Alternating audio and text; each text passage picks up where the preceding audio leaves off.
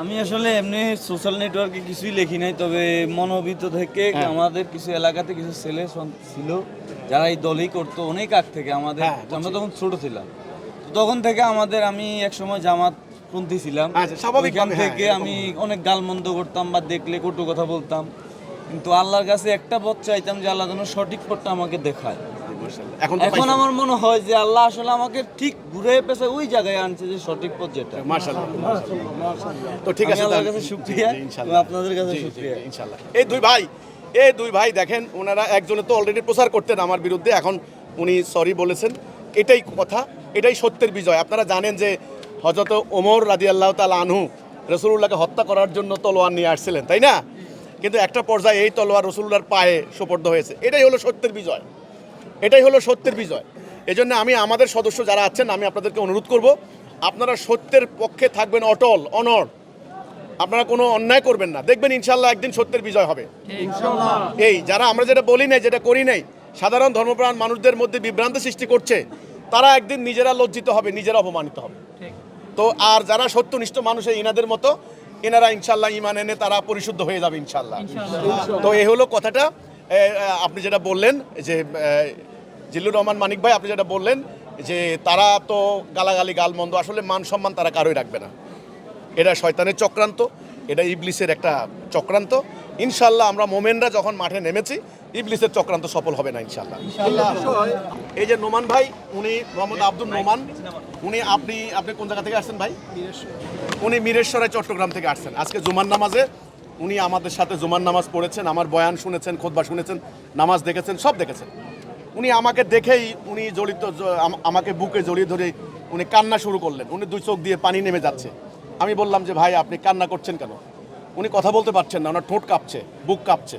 উনি বলছেন যে মাননীয় ইমাম, আমি আসলে না বুঝে সোশ্যাল মিডিয়ায় অপপ্রচারে প্রভাবিত হয়ে আমি কিন্তু অনেক গালাগালি করেছি, অনেক খারাপ কথা বলেছি। আজ আমি বুঝতে পেরেছি আপনি সত্য নিয়ে দাঁড়িয়েছেন। তো এই ভাই আজকে ওনার আপনাদের সামনে দাঁড়িয়েছে। জি, উনিও আসেন, আপনিও আসেন।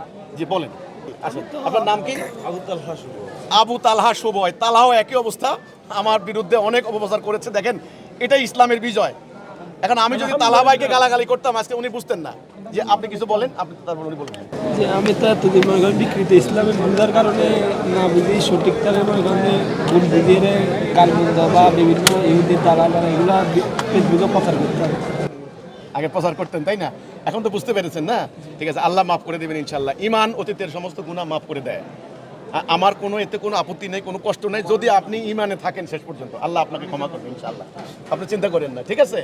এই মিথ্যাচারে আপনার মতো লক্ষ লক্ষ লোক প্রভাবিত হয়েছে। যে এবার আপনি বলেন। আমি আসলে এমনি সোশ্যাল নেটওয়ার্কে কিছুই লিখি নাই, তবে মনোবিত থেকে আমাদের কিছু এলাকাতে কিছু ছেলে ছিল যারা এই দলই করতো অনেক আগ থেকে আমাদের। আমরা তখন ছোট ছিলাম, তো তখন থেকে আমাদের আমি একসময় জামাত পন্থী ছিলাম।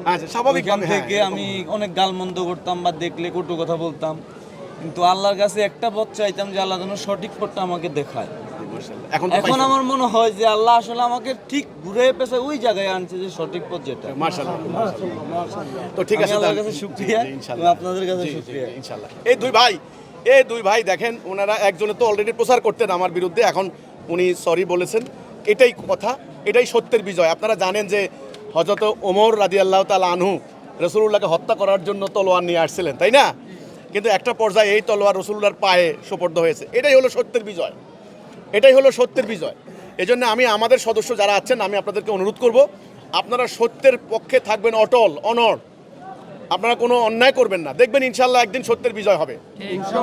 এই যারা আমরা যেটা বলি নাই, যেটা করি নাই, সাধারণ ধর্মপ্রাণ মানুষদের মধ্যে বিভ্রান্তি সৃষ্টি করছে, তারা একদিন নিজেরা লজ্জিত হবে, নিজেরা অপমানিত হবে। তো আর যারা সত্যনিষ্ঠ মানুষ, ইনাদের মতো, এনারা ইনশাল্লাহ ঈমান এনে তারা পরিশুদ্ধ হয়ে যাবে ইনশাল্লাহ। তো এই হলো কথাটা। আপনি যেটা বললেন যে জিল্লুর রহমান মানিক ভাই, আপনি যেটা বললেন যে তারা তো গালাগালি গালমন্দ, আসলে মান সম্মান তারা কারোই রাখবে না। এটা শয়তানের চক্রান্ত, এটা ইবলিসের একটা চক্রান্ত। ইনশাল্লাহ আমরা মোমেনরা যখন মাঠে নেমেছি, ইবলিসের চক্রান্ত সফল হবে না ইনশাল্লাহ।